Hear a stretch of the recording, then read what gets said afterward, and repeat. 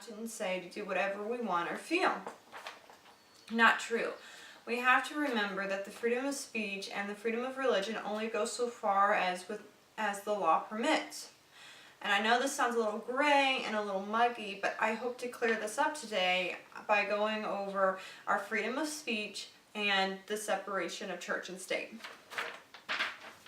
So how is it that we have a freedom of speech, but we're not really meant to use it? What our founding fathers had originally intended for our freedom of speech is that we were to be able to live without fear of our government repressing our own opinions. Because of this, we are able to have the opinion and state that opinion anywhere, regardless of what that opinion might be. Because of this, we are the only country that guarantees the rights to its citizens to say, do, or express any idea or statement they have, so long as it doesn't negatively affect the others around him. A good example of this would be the Confederate flag and the Ku Klux Klan.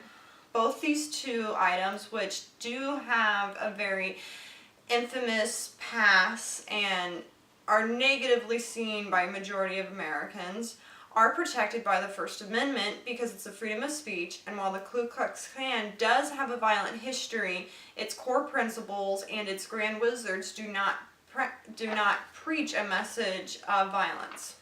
Therefore, they are protected underneath the First Amendment.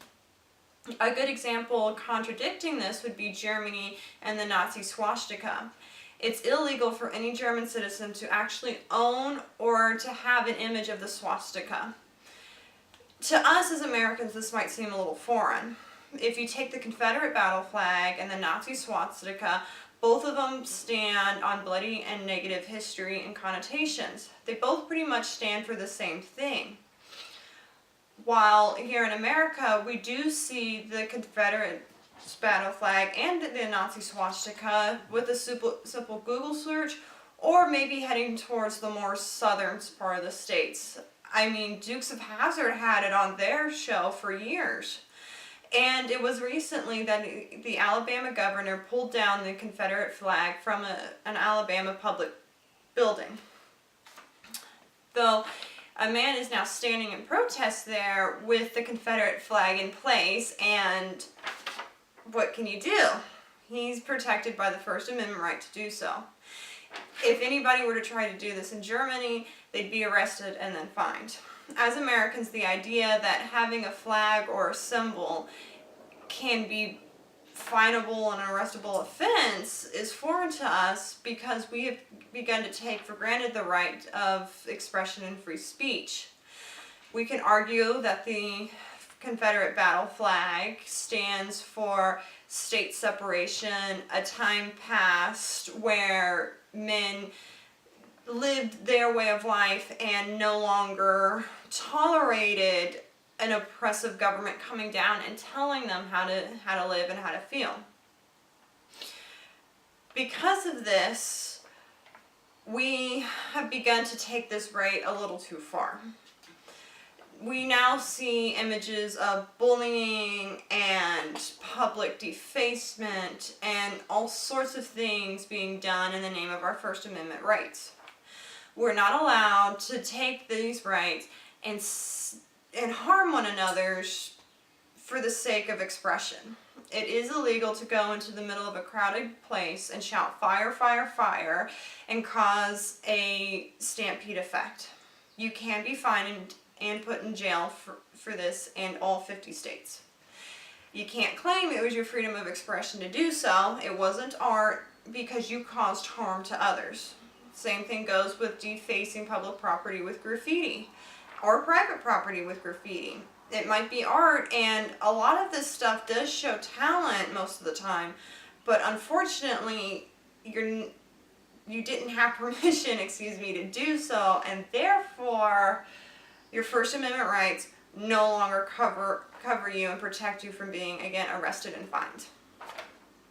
If we look at the separation of church and state as the other big half of our First Amendment right, or the religious freedom, it might come as a surprise to everybody to know that it was actually the church and not the state, that had asked for this movement. Back in the early days of our country, just as the Constitution had been ratified, it wasn't even 10 years old yet, Virginia stands up and asks that all church and politics be separated.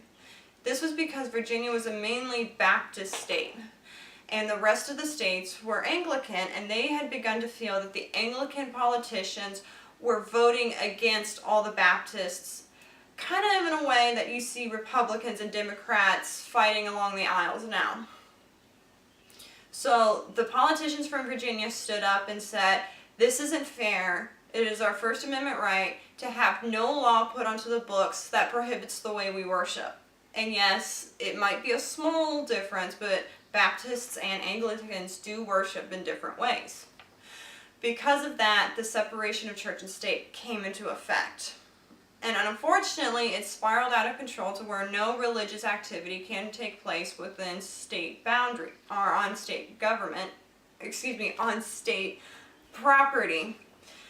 So a few years ago, that meant you couldn't have the 10 Commandments within courthouses anymore.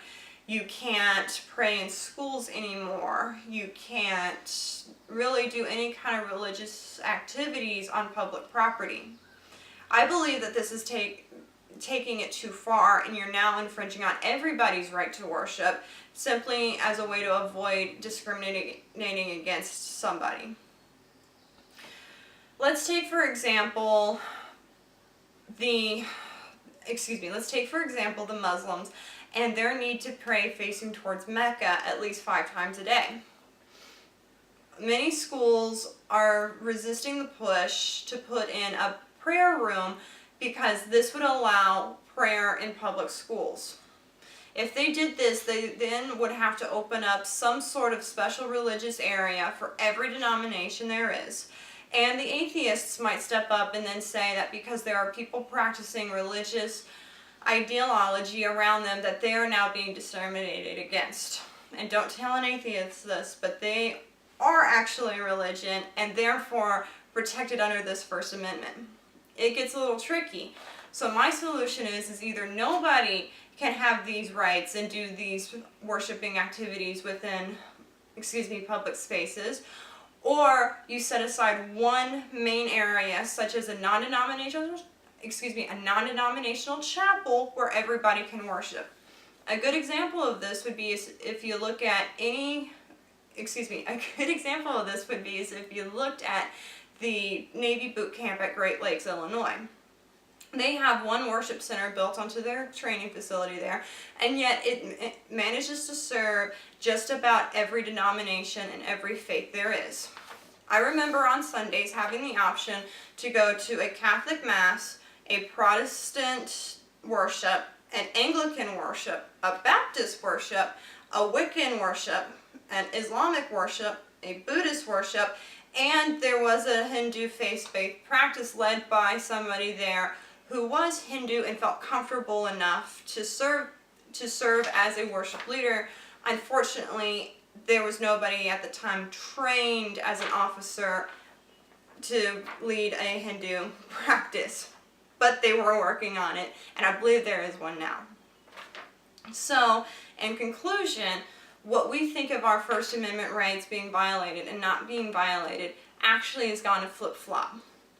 We don't have the right to state our opinion and not expect consequences to come our way. Just because you're being blocked off of a blog or censored on Facebook doesn't mean that your First Amendment rights are being violated. It means that you're violating the terms of contract that you agreed to for these sites, and you're now being pushed off for it. Just because you have the right to religious freedom doesn't mean you can tell somebody